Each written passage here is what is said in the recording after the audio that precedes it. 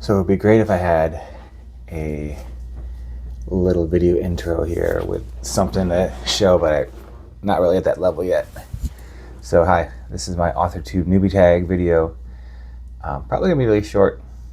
I am an experienced author and writer, but I am a first-time YouTuber. And let me just go through the list of questions I have. I've watched a couple of them, especially Ash writes. Hers was great. And the thing that I found was that I would like to have the list of questions in the body of the text of the summary. So what I'm going to do is, when I'm done here making the video, I'm going to make sure that there is a copy of all these questions in there so that you can take a look. And if you're going to do an authortube, tag me, drop a comment if you hear about my crazy projects, because I find that my first book was pretty standard, my second was pretty standard, but now I'm kind of getting out of left fields, because what the heck not. But let's go to the questions. So the first question is, how did I find out about authortube? So one of my good friends, Emily, she's on here and she posts regularly. She does her vlogs. She does her own art, which is something I don't do, and art for her books is just amazing. Her books are great.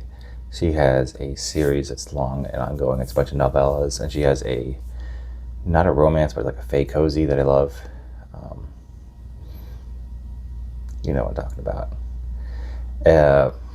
about a king and a son, and how like it's like family, and it's lovely. And sometimes that's what you need. Like a little corny thing. I don't write exactly that.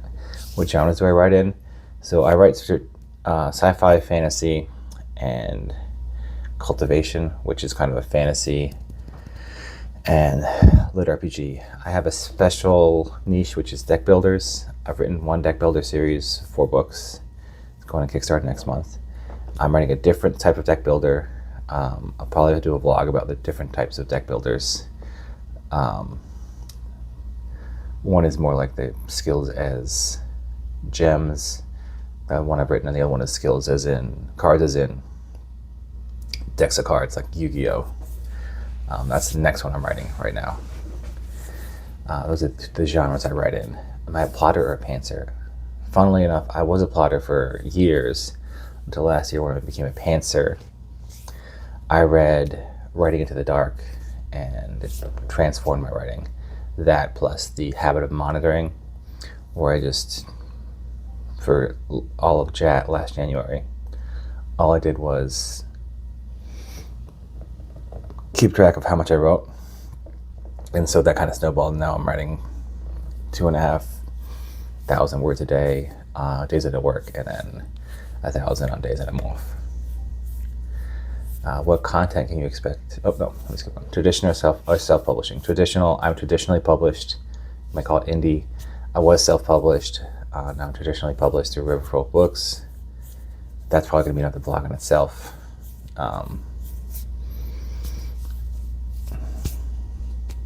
Yeah. What content can you expect from my channel? So you probably see I'll be doing some vlogs about my writing. I wanted to talk about, my next one's going to be a post-mortem about Gamer Manager. I just finished Gamer Manager. It's 130,000 words. I did not know where this was going. I just knew that I wanted to make a whole semester. And it is a story of a business professor who finds out she has a special power to see people's stats as they are players, and then get them onto her team. And I'm going to do a full rewrite of that. It's got a lot of people like that. Like, people are like leaving good reviews, and I'm just like, okay. I posted most of my stuff on Royal Road first before it goes on to get edited and published onto Amazon or Kindle Unlimited. So what can I expect from the channel? Silly shorts. I'll probably do some D&D shorts if hero support doesn't, if people aren't liking it. I don't know, I love D&D. That's how I got started. So why did I start writing, or when did I start writing? I started writing in 2020 after I got back from my deployment, when my D&D group got imploded. You know what you did, and I will get my revenge. Okay.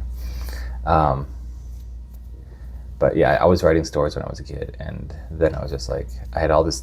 So I was a dungeon master, right? Came back from my deployment, was stuck in Texas for 2 weeks. COVID just happened. We were in lockdown. Came back home. I was in lockdown for 2 more weeks. In case I got something on the flight, because this is before the vaccines.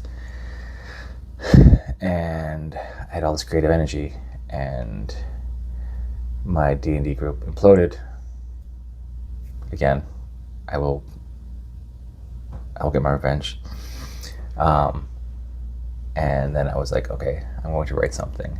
And I'm also a new dad. So like, I have a 6-month-old, and he is awesome. And now he's like 5. And now I'm like, I'm going to write something when he's napping. So I wrote The Badger Company, and wrote that for a while. But that's like the first full book that I actually wrote. I'd actually done NaNoWriMo in 2010. And I did this thing, which I realized like new authors do, where I tried to write the entire book without using proper nouns, or like names, because I'd read Blindness, or whatever that book is, where they don't use names or proper nouns. And I was like, this sounds like a great idea. Not a great idea. No. As a writer, you need to understand what the rules are, and when you can break them, and why you can break them, right? And I had written 50,000 words, and it was just all, and now I'm just like, yep, that is a different person. I felt that way after I wrote over 1 million words last August. So I finally got to 1 million words written, and I'm just like, I am a different person now. A lot of these projects that I would rewrite, I'm going to rewrite whole cloth, like my my Bridgerton meets Mistborn meets Redwall. I'm going to do a rewrite of the second book, because I started writing it, started posting it. I need to go back and do a rewrite of that. But it's like it's beloved, but it's not popular. Yeah. So yeah, my first story is The Badger Company. It's heavily inspired by Dennis E. Taylor's Bobbyverse, where Bob is a artificial intelligence construct uploaded from a human consciousness, and his only goal in life is to explore the universe and to find colony planets and save humanity. And I did that, but I was like, what if there were 4, right? So Bob, it's a big spoiler, but he splits into many different clones throughout the 4-book series, and they all take on different tasks. But I'm like, what if there were just 4 different personalities, not of the same person, but 4 different people, and they were like, we're going to put you guys on this von Neumann probe. And I was like, and what if they were all in the same Dungeons and Dragons group? Because foreshadowing, because that's the kind of nerds I met. So there's a heavy theme of being deployed to the moon, and then like meeting your people there, and then kind of experienced that when I was deployed in Africa. And then it's about like, okay, I need you to help me out. So can you, would you mind being uploaded into a computer and sent across the galaxy? Oh, you wouldn't mind that? Okay. Yeah. So that was the first story I wrote. I would count that as, although I did write a couple plays when I was a kid, and I would not go back to those. They're very Teenage Mutant Ninja Turtles inspired. And I don't really care about the Turtles anymore. What authors have inspired me? So my number one inspiration right now is Aaron Ampersand. After I read Apocalypse Parenting, which I put off for too long, this is your sign. You should read Apocalypse Parenting right now. Just put it down. Especially if you are trying to write a female MC. She shows full spectrum motherhood. So like I'm a dad, so like when I'm done with work, I go back to work. I go back here, become a dad.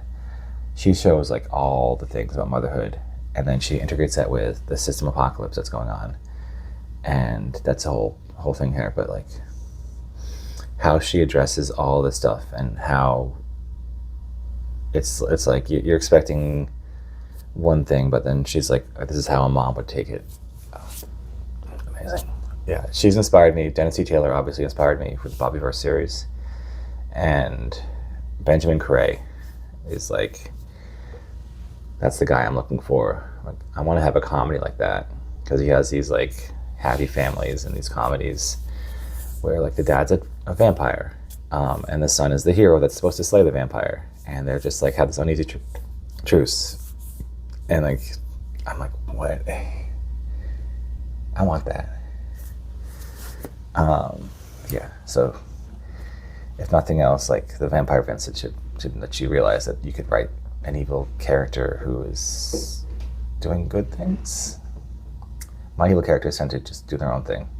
Oh, and like I should not also note that like Errata Errata, the writer of The Practical Guide to Evil, is very inspiring, and I put up for reading The Practical Guide to Evil for far too long. It has like every trope about fantasy turned on its head, especially a fantasy female protagonist. It's turned on its head. I'm just like, what? I need more of that. They have a new fiction called Pale Lights, but I had to finish all of Practical Guide to Evil. And yeah.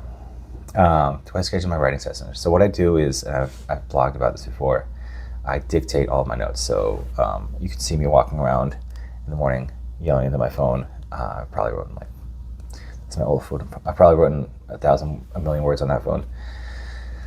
If not 80,000. Yeah.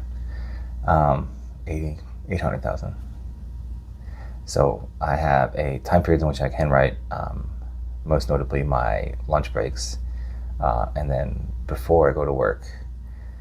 Although lunch is kind of dedicated to working out because I have kids at home and I'm in the Army. So you can see this.